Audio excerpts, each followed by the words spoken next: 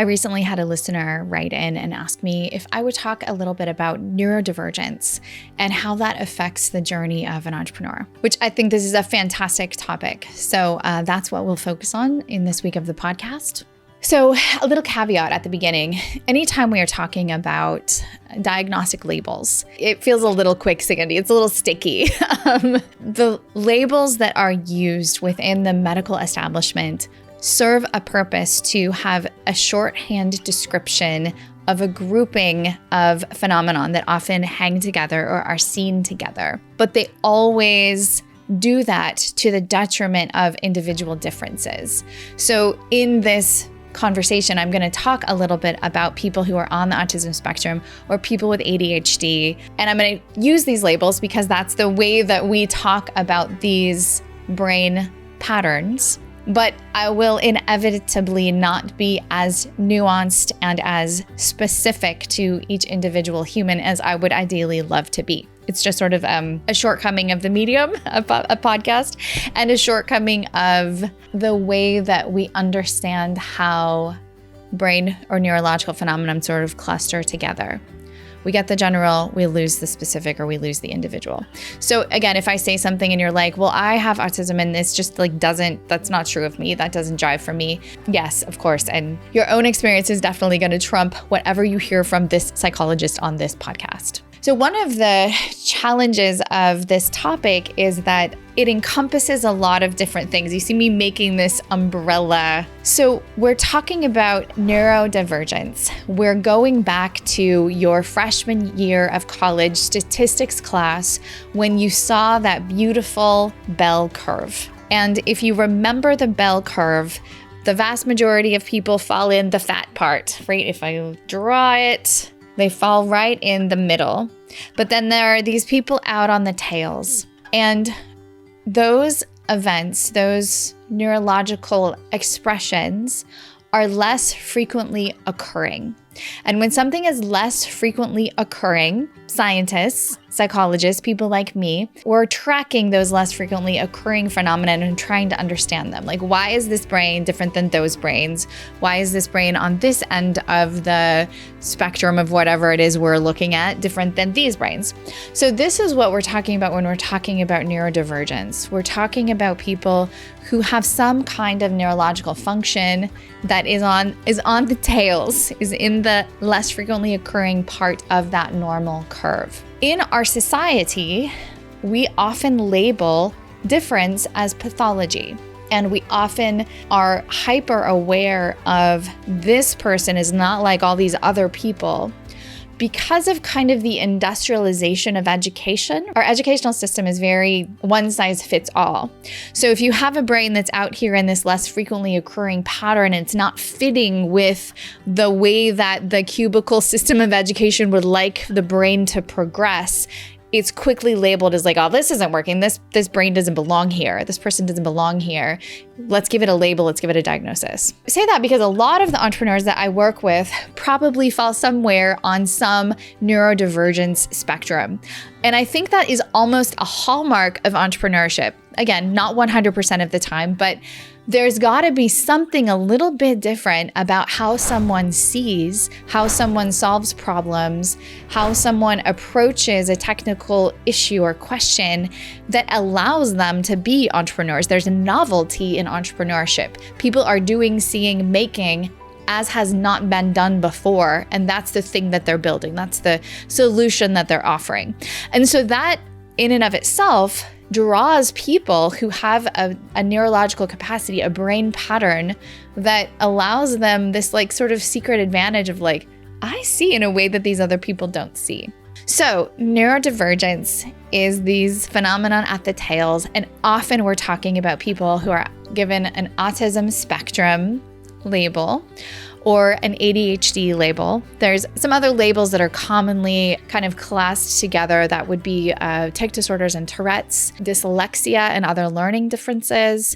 Sometimes seizures are also in this sort of category. They often just hang together in ways that I'm not sure we fully understand neurologically why certain phenomena seem to hang together, but they do seem to hang together. So particularly in entrepreneurs, there's a very high rate of ADHD. That is one of the things that is most consistently across different research studies, very different in entrepreneurs than in, the general population. And I would say that increasingly we have an understanding that autism spectrum is very similar. Autism spectrum, if you don't know the term, I'm sure you do, but if you don't, is a tricky one to talk about because it is so vast. Lots and lots of things fall in autism spectrum, and that can often include differences in sensory capacity.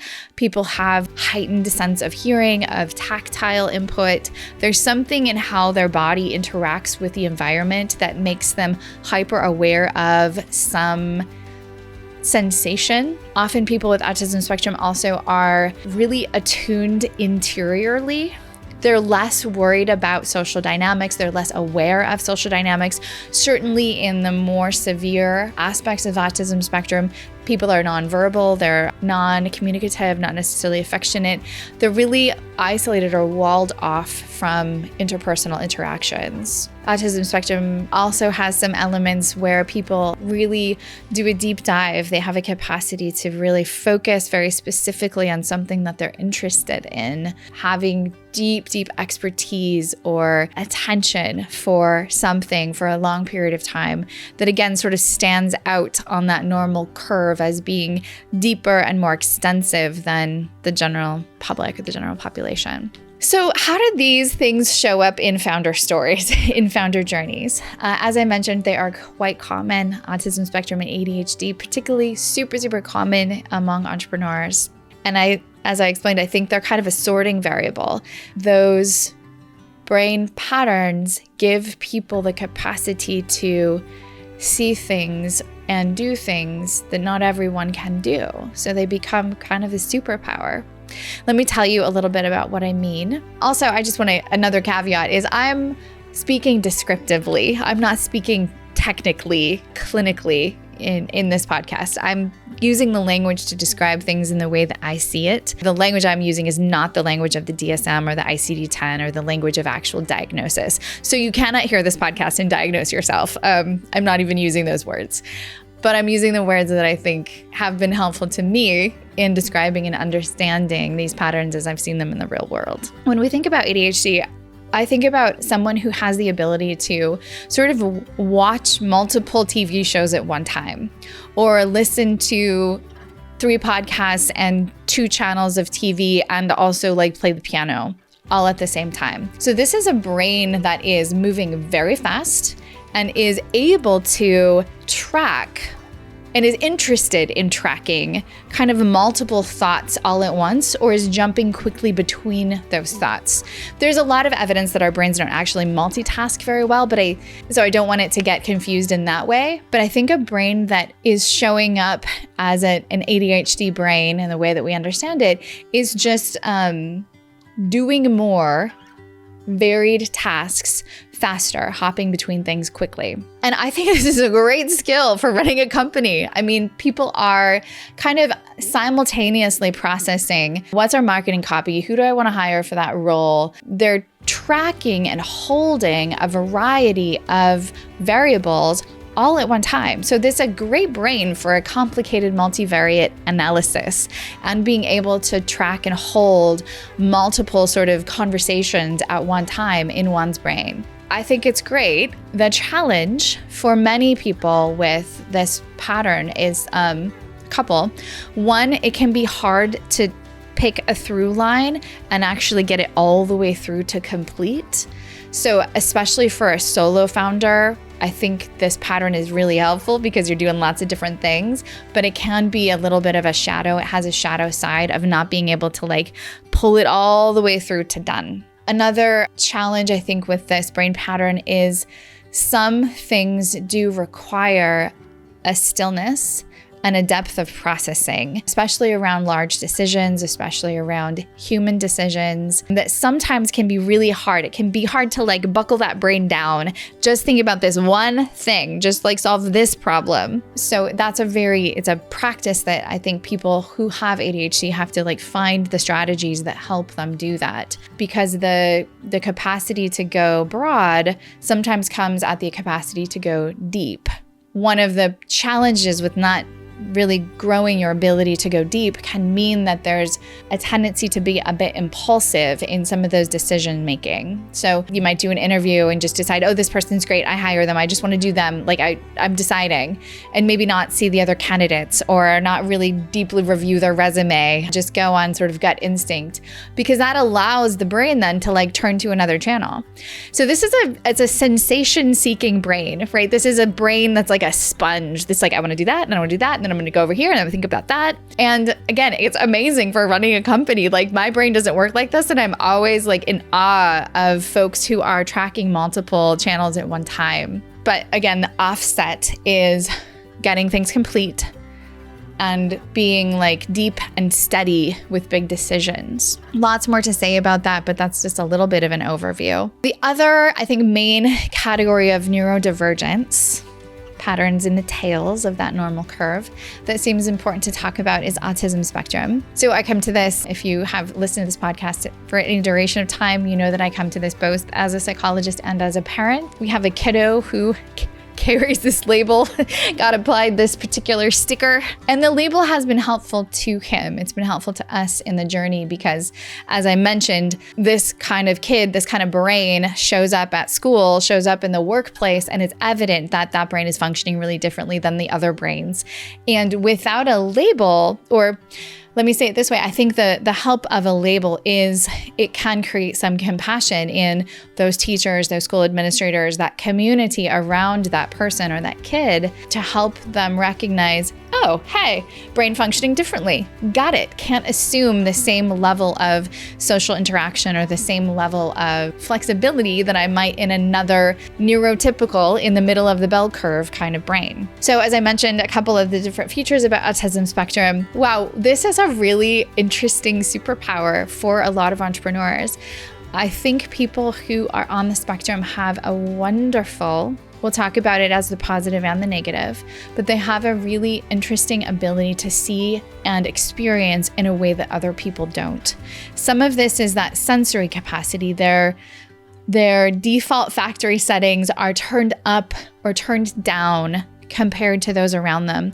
And so they are likely to be able to feel in or to see or hear in a way that others aren't. And if they can translate that to this unique way of solving a problem, a unique way of putting together seemingly disparate topics, it can be extraordinary to watch the kind of creative solutions that this kind of brain can produce. I think it's also in many ways a gift for a founder who is patterning on the spectrum, because generally these tend to be folks who are not deeply beholden to the opinions of others. Because the interior world is so important, the exterior social world is less important and therefore can be less paralyzing.